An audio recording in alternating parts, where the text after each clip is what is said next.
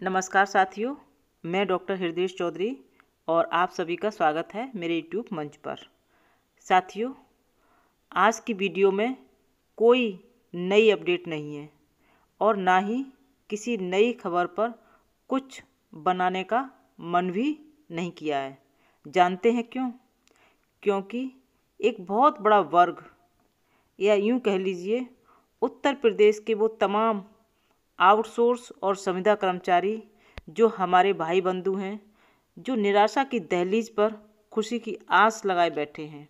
आज की इस वीडियो में आउटसोर्स और संविदा कर्मचारियों के अंतर्मन में समस्याओं को लेकर जो द्वंद्व उनके मन में चल रहा है, वो सब मैं आज अपनी आवाज़ में रखूंगी भी और सरकार से गुजारिश भी करूंगी कि हमारे देश का सबसे हुनरमंद आउटसोर्स और संविदा कर्मचारी जो किसी न किसी विभाग में अपने कार्यों को कुशलता से कर रहे हैं, ऐसे में जब उनको समय से वेतन न मिलना, यहाँ तक कि कई महीनों तक वेतन न मिलना और इस वेतन न मिलने की शिकायत भी विभाग से न कर पाना, क्योंकि उनको डर रहता है कि शिकायत करने पर उन्हें नौकरी से भी कहीं हाथ धोना न पड़ जाए, और इस वजह से मन मसोस कर तमाम कष्टों को झेलते हुए काम करते रहते हैं।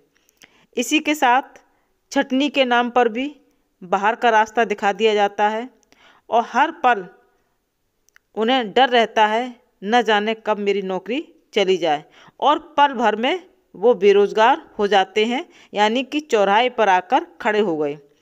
ऐसे में एक उम्मीद की एक किरण खुशी की आस बनकर आई जब बजट सत्र के दौरान यूपी के मुख्यमंत्री जी ने एक ऐतिहासिक फैसला सुनाकर सभी आउटसोर्स और संविदा कर्मचारियों के आंखों में एक चमक आ गई थी कि सरकार उनके अधिकारों को संरक्षण कर एजेंसियों के उत्पीड़न से शीघ्र राहत दिलाएगी, और साथ ही सरकार ने वेतन बढ़ोतरी का ऐलान भी कर दिया, और वह भी 1 अप्रैल 2025 से। हर रोज़ तमाम स्वप्न दिखाए जाते हैं जो कि ज़मीनी हकीकत से काफ़ी दूर हैं, कोसों दूर हैं वो स्वप्न। हर रोज़ कुछ ना कुछ निकल कर आता है और सुनने को मिलता है कि आज आउटसोर्स और संविदा कर्मचारियों के लिए एक बहुत बड़ी खुशखबरी है, लेकिन वो खुशखबरी हकीकत में बदलते हुए नज़र नहीं आ रही है। तो कहीं ना कहीं अफसोस हमें भी है, दुख हमें भी है, कष्ट हमें भी है। ऐसे समय में मैं सरकार से अपने सभी आउटसोर्स और संविदा कर्मचारियों की तरफ से कहना चाहूँगी कि आपने आउटसोर्स सेवा निगम गठन करने और मानदेय बढ़ाने की घोषणा करने जैसा बहुत ही शानदार पहल की शुरुआत करने की कोशिश की जा रही है। धीरे धीरे दिन गुजरते गए, उम्मीदें फीकी होती गईं और आज सभी आउटसोर्स और संविदा कर्मचारी निराशा की दहलीज पर खड़े दिखाई दे रहे हैं। सत्ता में बैठे हुक्मरानों से मेरी अपील है, महसूस करके देखिए आउटसोर्स और संविदा कर्मचारियों के दुखों को। उनको समय से वेतन नहीं मिल रहा है, ऐसे में घर का खर्चा कैसे चले। इस समय स्कूलों में बच्चों के एडमिशन की प्रक्रिया चल रही है, बच्चों के एडमिशन के लिए पैसे कहाँ से लाएं, खाने के लिए पैसे नहीं, पढ़ाना तो बहुत दूर की बात है। एक तरफ आगे के लिए एजेंसियों के उत्पीड़न से बचाने की खूब बात की जा रही है, वहीं पर इस समय उनका रोज़ उत्पीड़न हो रहा है, महीनों से वेतन का भुगतान न होकर। सरकार से कहना चाहूँगी कि निगम के गठन का काम होता रहेगा, लेकिन उनका वेतन तो हर महीने मिलता रहना चाहिए। 1 अप्रैल से बढ़ा हुआ वेतन भी मिलना चाहिए।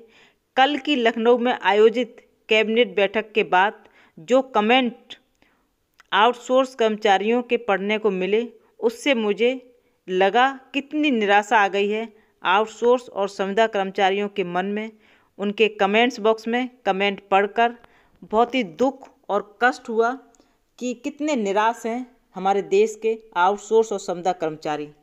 ऐसे में मैं सरकार से कहना चाहूँगी कि आउटसोर्स सेवा निगम गठन का काम एक तरफ चलता रहेगा, दूसरी तरफ जहां उनको वेतन नहीं मिल रहा है, उनको नौकरी से निकाला जा रहा है, कई कई महीनों से वेतन नहीं मिल रहा है, उस पर भी ध्यान देने की बहुत ज़रूरत है। क्योंकि समय से वेतन नहीं मिलेगा, हर महीने काम करते हैं और महीने जब पूरा होता है उस समय वेतन नहीं आता है, तो तमाम तरह की दिक्कतें का सामना करना पड़ता है। अभी फ़िलहाल जिन समस्याओं से उन्हें गुजरना पड़ रहा है, उन समस्याओं को जल्दी से जल्दी दूर करने की कोशिश होनी चाहिए और दोनों ही काम साथ साथ चल सकते हैं। आउटसोर्स और संविदा कर्मचारियों की जो समस्या है उनको भी दूर किया जा सकता है और भविष्य के लिए उनका जो अधिकार है उनको संरक्षण करने के लिए आउटसोर्स सेवा निगम का गठन का कार्य भी चलता रहेगा। दोनों ही कार्य हो सकते हैं, इसलिए सरकार से चाहूँगी कि उनकी समस्याओं को दूर करके उनको खुशहाल जीवन की सौगात दें। साथियों, आज इतना ही।